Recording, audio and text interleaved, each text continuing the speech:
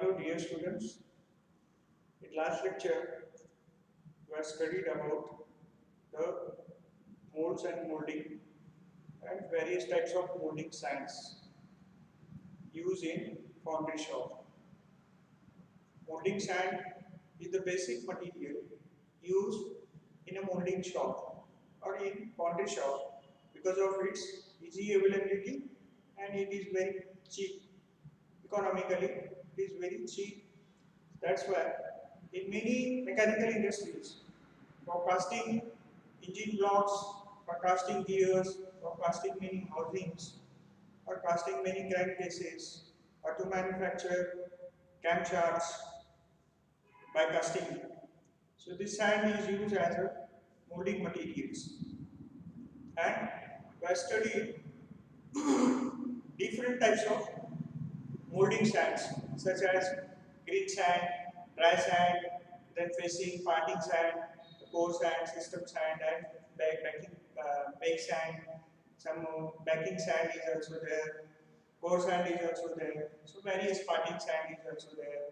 I studied about all these sands, and the sands will contain clay, moisture, and some silica. So those are we have studied in last lecture. In today's lecture, we are going to study about the various property possessed by these sands.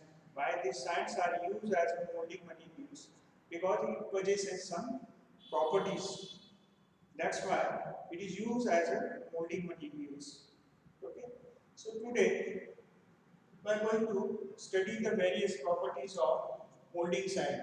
Because of it is used as a molding materials. So properties. What are the properties produced by those molding sand? So first one is refractoriness.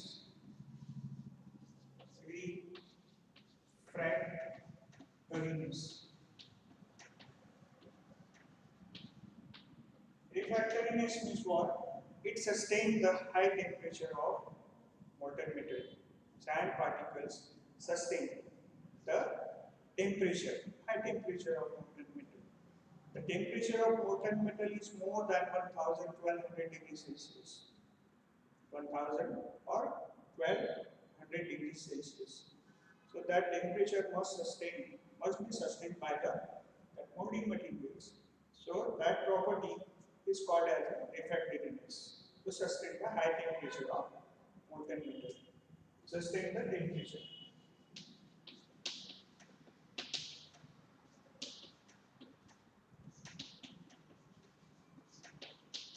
Sustain the high temperature of molten metal.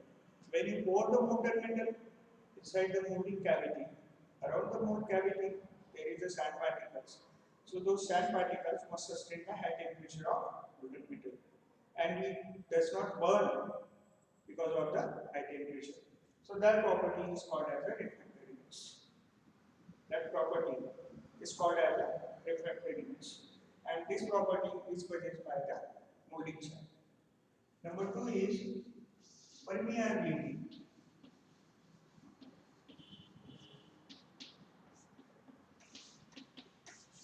Or it is also called as porosity.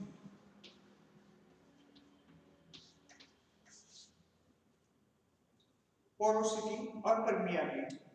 What do you mean by permeability or porosity? Porosity means porous in surface.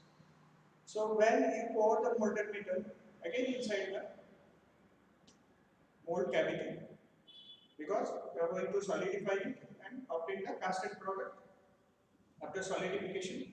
So when you pour the molten metal, because of high temperature, because of high heat, steam generated, some gases are formed, and those gases must be escaped from the mold cavity. Otherwise, what will happen? If the gases are not escaped, such as hydrogen gases, hydrogen carbon dioxide are also present in the molten metal.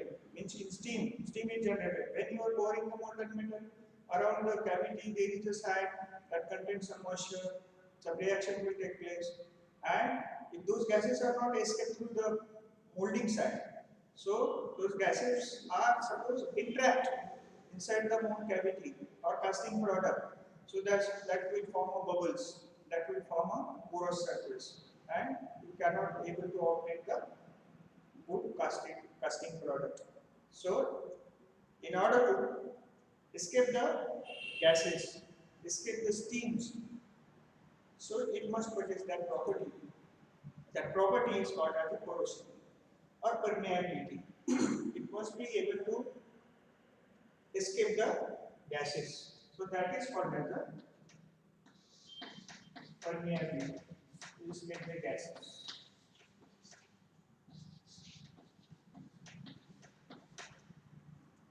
To escape the gases from the cavity after pouring the molten metal inside the cavity. So that is the porosity. Number 3 is flowability.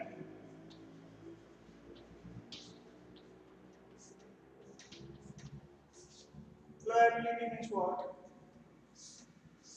This is scoop and drag. This is again, this is pattern. And you are pouring the sand particles. And the scoop and drag box is there. Pattern is also there.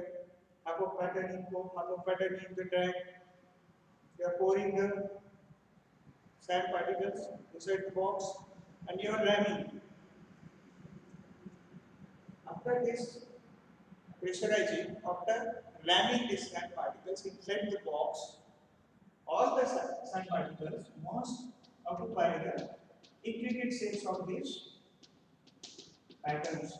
It will fill all these portions. It will fill all the portions so that no portion will remain. It will fill all the recesses, all the portions of the pattern. It will fill all the portions of the pattern. So when it fills all the portions of the pattern, means it is easily flow around the pattern surface. Around the pattern surface. So no traces or no portion will left because you are going to obtain the full cavity just like the shape of the pattern. So that is called as the flowability. So that property must be possessed by the moulding sand. So that is called as the flowability.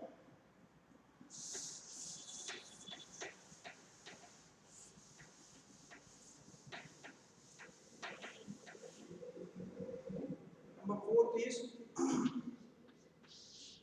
collapsibility.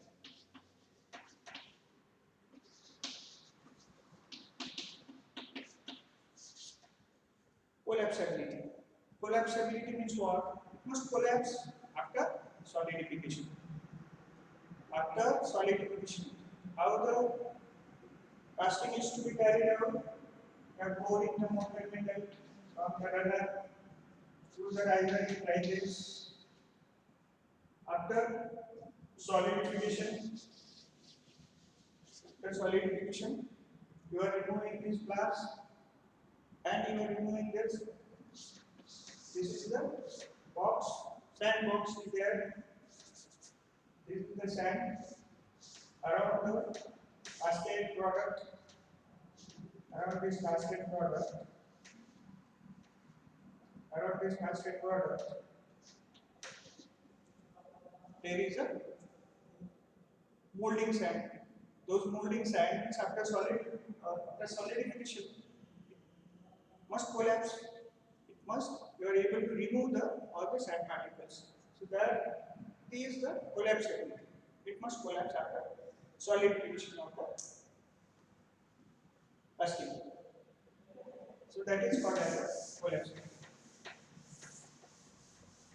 Then again, fifth number is adhesiveness.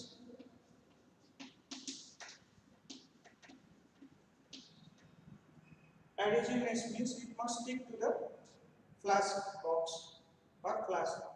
It must stick, the sand particles must stick to the cope and dry box.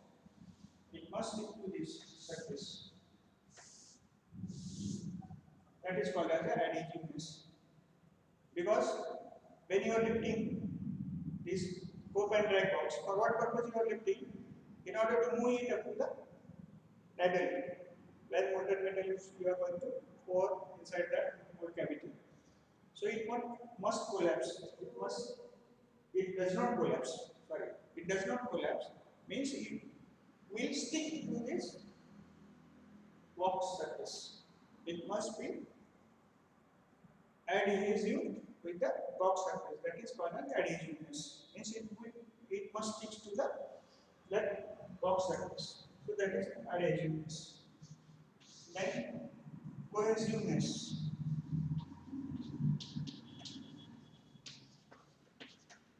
Cohesiveness means all the sand particles must stick together after ramming. After ramming, all the sand particles means you are pouring the molding sand inside the box and you are ramming it. After ramming, all the sand particles must stick together. That is called as a cohesiveness, and that is the also property possessed by the molding sand. And last one is plasticity.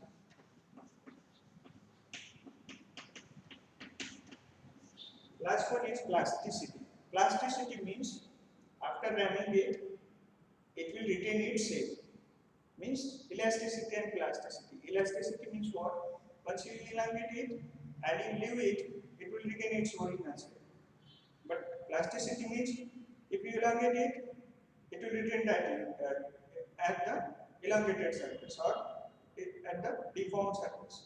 That is called as the plasticity, isn't it? So plasticity, it must possess the plasticity. Means once you ram it, it retains that particular shape. That is called as the plasticity. And the property is also possessed by the molding sand. So this is all about the properties of molding sand. So in this lecture we have studied about first property is refractoriness. That is, it must sustain the temperature of the molten metal, because molten metal possesses high temperature. So that molding sand does not burn with the molten metal, sustain that particular temperature.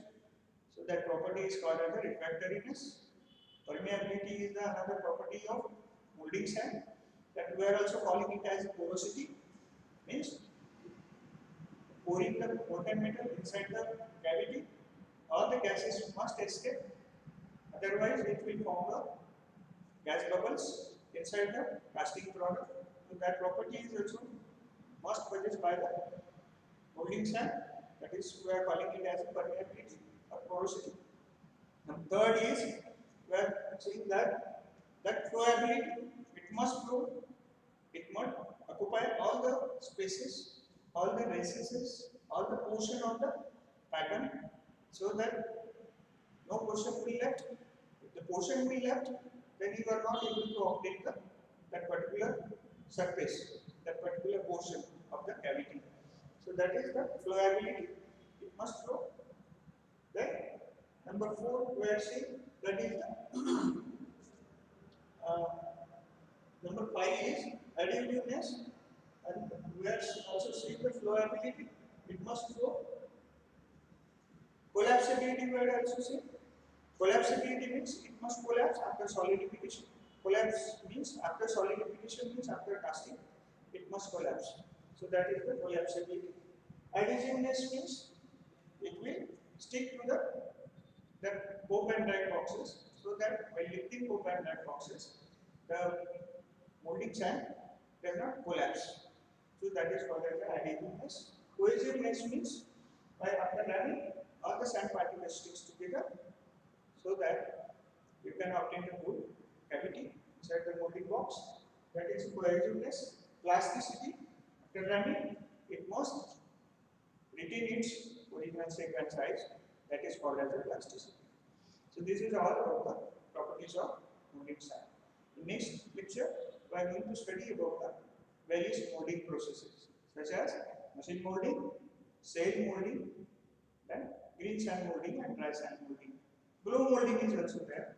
Blow molding means what?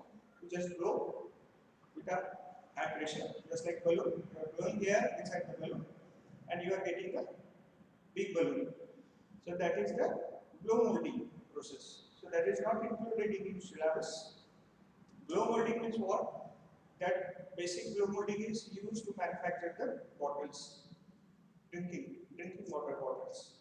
So that is manufactured by blow moldings. You just take the straw, inject the high pressurized air, hot air, and it will occupy the shape of the die. And after solidification, you will have that drinking water. Or chairs are also used. Chairs are also manufactured by blow molding. So that we next lecture we are going to study about it. So this is all about properties of molding shaft. Okay, thank you. Thank you.